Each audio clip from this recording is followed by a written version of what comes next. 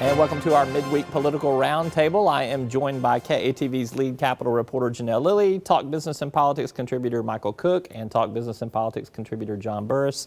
I got you guys loaded up today. So, all right, so our format is always everybody brings a question to the table to talk politics, and here's this week's show. So Janelle, you get the first question. I do, and it's been in the news a little bit, national news, because a bunch of states joining together. We all know what the SEC is, right? We pay attention to our sports. Apparently we want an SEC primary. There's been a bill introduced by Representative Stubblefield, and then also just recently interviewed the Secretary of State, and he has thrown his support not behind that particular bill, but behind the idea in general. So I wanted to get your reactions. Should we have an SEC primary in March as opposed to where our primary is now? I'll take a first stab at it. You know, back in 2004, 2005, I was the executive director for the Democratic Party, and we worked with the state legislature to move up the 2008 presidential primary to February, I believe it was, and it was a great idea. The problem was you had Mike Huckabee and Hillary Clinton running. You had two former Arkansans, so in terms of the grand scheme of things, they both won Arkansas. It was not irrelevant. And then now flash forward to 2016, we could be the same thing with Hillary Clinton and Mike Huckabee running. So in terms of moving it up, we'll get no campaign. There's not going to be any Democratic campaigns. And if Huckabee's in, no Republican candidates are coming to Arkansas. So we're going to be spending all this money for nothing. I think we should do it. Let's do it in 2020. Maybe that might be something different. But in 2016, you're going to have two Arkansans running. It's not that exciting. Yeah, you're right about not much changing as far as the candidates go. I don't know that it makes us terribly relevant, even more so or less than we have been. The way those primaries work, you know, between Iowa, New Hampshire, South Carolina, and then Super Tuesday, candidates get some momentum, and it seems like everything's pretty baked in the cake by the time it gets here. Maybe this changes it. I haven't looked at it enough to say for sure. Yeah, but Yeah, we preempt Super Tuesday. No, I think it plays well for a Southern Republican candidate to gain that momentum that you're talking about if they were to pool all of the SEC states per se together and do some sort of primary in that respect. I'm with you. I don't think it makes Arkansas a major player if you got those two Arkansas candidates in there, but it could play well for a Republican candidate in the South that has a base there that, you know, builds some delegates and builds a little bit of momentum. Yeah. All right, Mr. Burris, you get the next question. The always shy Charlie Collins filed a couple shell bills yesterday. They haven't really been talked about very much. It deals By according. shell bills, you're not talking about like gun shells, are you? You're talking. Right. Those are to come. I got you. Okay. I hope I'm not. No. It's bills that don't have the language yet, but by the titles, you know what they deal with. They deal with income tax gains reductions, and reductions in the capital gains tax. So I think, as we all know, there's more debate over those things coming. How do you think it will shape up? I think they're going to come out with. I mean, I know they're going to push for another return to that capital gains tax exemption at 50%, and I think there'll be a push too to you know, for a little bit more than that even. So I think you're looking at maybe another $10 million that they're after. Push. I think one thing we should, you know, different priorities. I think Representative Warwick Saban has a good bill that he's been working on, the Earned Income Tax Credit bill that gives some tax relief to working families. And, you know, if we're going to be cutting taxes, I think that should be where we need to be going if there's more taxes that could be cut realistically, in my personal opinion. I mean, when the capital gains tax amendment went through the first time, when we were talking about the overall tax cut bill that Asa Hutchinson had supported, there was a lot of talk about getting rid of it altogether. They kind of came up with this compromise in a House committee, and then it came through. So it really doesn't surprise me that Representative Collins has taken that step, because he was one of those that I heard kind of shuffling to see how much they could return that tax to where it had been. But at the same time, when you've done a $100 million tax cut already, roughly ballpark, and now you've got these identified prison problems that Asa Hutchinson put the tab on today at $64 million. You talked about pre-K funding, which could be another $30 million there. I mean, should we be cutting another $10 million in taxes, Mr. Yes. Tax Cut? Yes, yeah, you absolutely should, because there's budget problems that we're solving today because we've been delaying does not mean we should delay tax reform where it's most important. I think the income tax cut was a good start by the governor. If we stop there, it's successful. But the thing that I liked most about Representative Collins' proposal was that it did include the income tax, because to your point, you know, I was there in 2011 and 13. I voted for both times where we voted to cut the capital gains tax. I support it. But for about the same price tag, you can reduce that top rate on the income tax about 0.1%. So right now we're at 6.9. You can go to 6.8 for almost the same price tag as you could do restoring the capital gain. So we're talking small numbers in budgetary terms. Now, if you can't be crazy about it, but there's room for more. What's frustrating is, we cut $100 million out of the state budget. We just happened to find $64 million for 32 for state prisons. 32. We're talking about more capital gains tax cuts, but yet we can find no more money for pre-K programs. And I don't know why. something that's guaranteed to improve the life of our students, and yet we just can't seem to find the money for it. But the reason we need it so badly is because the funding hasn't been increased for several years. For prisons or for? For pre-K. I think for approaching a decade, maybe further. So I agree with you. I wish. 8 years, I think. Yeah, 8 years. So I wish previous administrations, previous legislatures would have made it a priority. They didn't.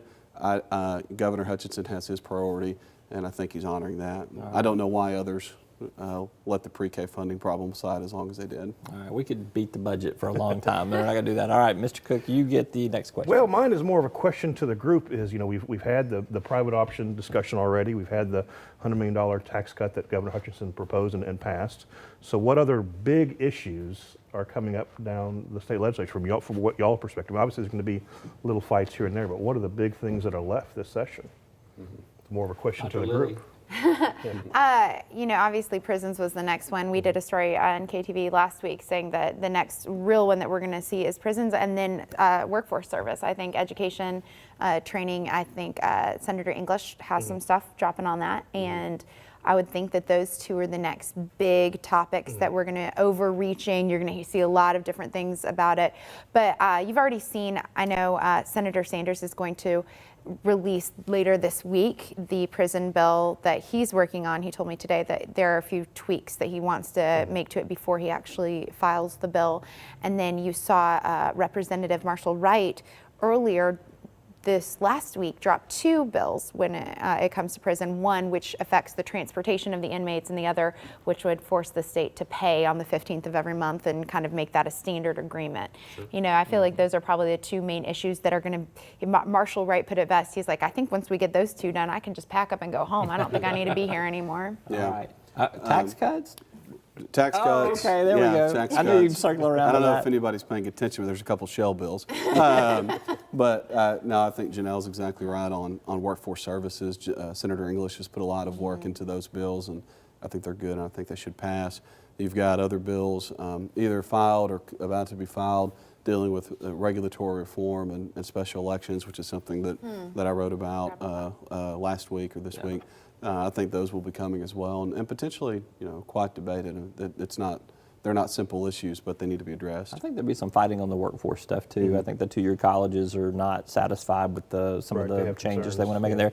I would throw in too, I think ethics reform. We still haven't figured out issue number 3 yet. I mean, there's still a long ways to go on that one, and I think that it's going to get a little rancorous when it comes to self-regulation among the legislature there. I don't know if they're good with that. And I would add to that the constitutional amendments. That's going to be You're a stealing my potentially. question, man. I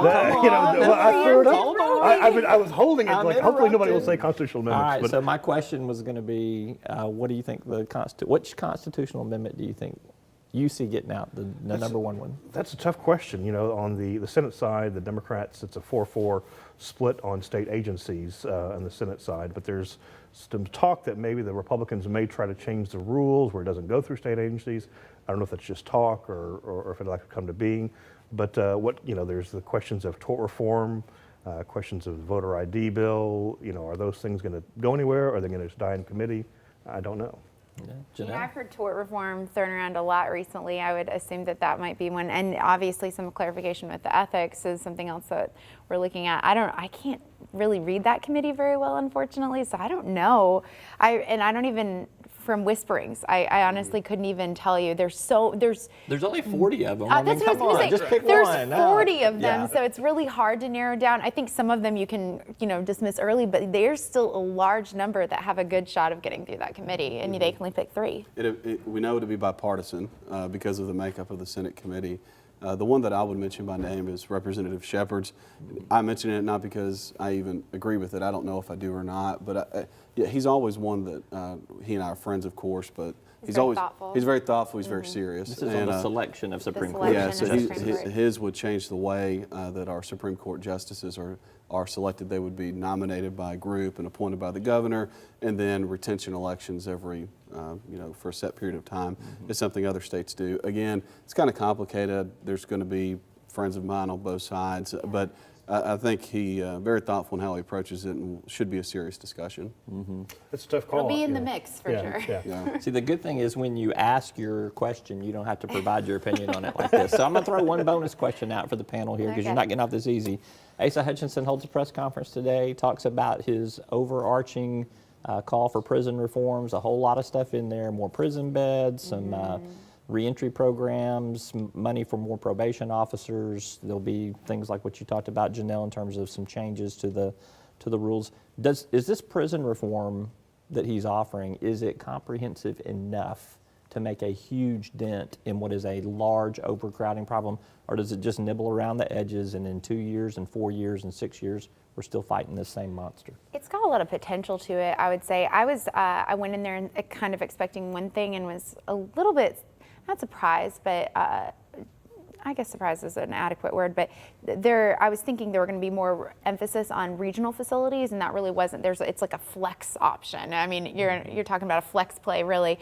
He's got a lot of backups in case the counties reject the idea of regional facilities, and there was emphasis on other things. This is the first time that Arkansas would have a reentry program, and so it's really hard to tell what that numbers will do because we've never had one before. So you don't know, but right off the bat, if you're getting rid of 790 prisoners pretty quickly, at least 590, that is if the counties don't, go ahead and take on the prisoners.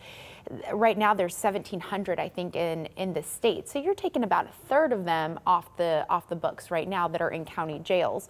I mean, as far as the early parole, that could make a difference too. I think all adding it up together, you might be able to take care of the existing number of prisoners in the jail, whether or not in perpetuity that will continue, or if it really makes a long-term change, I don't know. I'm not 100% sure.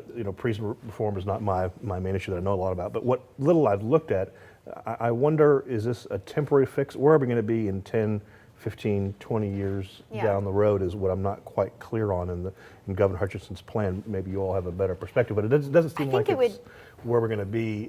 We're always going to have prisons, we're always going to have crime. Sure. Where are we 10 years from now? And it depends on how effective those programs are. What if if the reentry program is really effective, we've never had one before, you might not need the extra space in the future. Or if the parole is really effective and you have a lower recidivism rate like he's expecting, then again, you might not need it. But it's theoretical. Yeah, it's all theoretical. Well, we're going to be better off, to your point. We're going to be better off than we were otherwise. I mean, it's a serious plan.